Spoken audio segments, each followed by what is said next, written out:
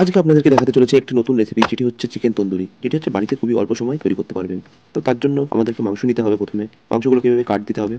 তো তারপর নিতে হবে 5টা থেকে 4টে পেঁয়াজ। পেঁয়াজগুলিকে এভাবে কুচি কুচি করে কেটে নেবেন, যাতে আপনাদের ভাজতে সুবিধা হয় এবং মশলাও করতে পারেন। তো এরপর একটি টমেটো নেবেন, টমেটোগুলোকে এভাবে পিস করে নেবেন ছোটো ছোটো করে। বাকি সবজিগুলোকেও এইভাবে ছোটো ছোটো করে কেটে নেবেন। তো এরপরে নিয়েছি আদা রসুন এবং যে সমস্ত পাউডারগুলো আছে সেগুলো আমি একবারে নিয়ে নিয়েছি, সে শিলে বেটে নিচ্ছি। লঙ্কার গুঁড়ো আছে, জিরে গুঁড়ো আছে, ধনে গুঁড়ো আছে, পেঁয়াজ আছে, তো কাঁচা লঙ্কা, শুকনো লঙ্কাও দিয়েছিলাম। এভাবে বেটে নিন ভালো করে।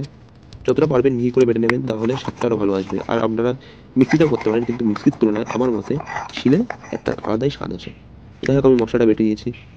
বাটা মশলাটিকে আমি একটি কলার পাতায় নামিয়ে নিয়েছি। তো একে একে এরপরে আমি লঙ্কার গুঁড়ো, এরপর ধনের গুঁড়ো দিলাম। এবার এই মশলাটিকে ভালো করে মাখতে হবে।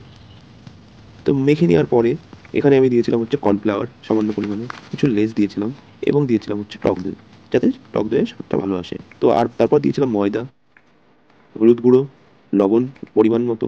সমস্ত মশলাটিকে ভালো করে মেখে নেওয়ার পর আধা ঘন্টা ম্যারিনেটের জন্য রেখে দিই। তো এরপর আমি একটি প্যান নিয়েছিলাম এবং এতে নিয়েছিলাম সাদা তেল।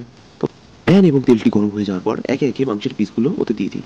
আপনারা চাইলে মাংসের উপরে হালকা করে বাটারও দিয়ে দিতে পারেন। এভাবে মাংসগুলিকে 15 থেকে 20 মিনিট লো ফ্লেমে এদিক ওদিক পাল্টে ভালো করে ভাজতে থাকুন। এবং যখন দেখবেন লালচে ভাবটা চলে এসছে, তাহলে মাংসটাও সেদ্ধ হয়ে গেছে এবং এভাবে তেল বেরিয়ে এসছে, তো বুঝতে পারবেন যে আপনার চিকেন তন্দুরি রেডি হয়ে গেছে। এভাবে আপনারা বাড়িতে খুবই অল্প সময় এবং অল্প খরচে তৈরি করে নিতে পারেন চিকেন তন্দুরি। যদি ভিডিওটি আপনাদের ভালো লাগে, তো প্লিজ লাইক, কমেন্ট এবং শেয়ার করবেন। আর এভাবে বাড়িতে তৈরি করে আপনাদের প্রিয়জনদের খাইয়ে দেখবেন যে কেমন হয়েছে। তো চলো, অন্য একটি ভিডিওতে দেখা হবে। Tata, by.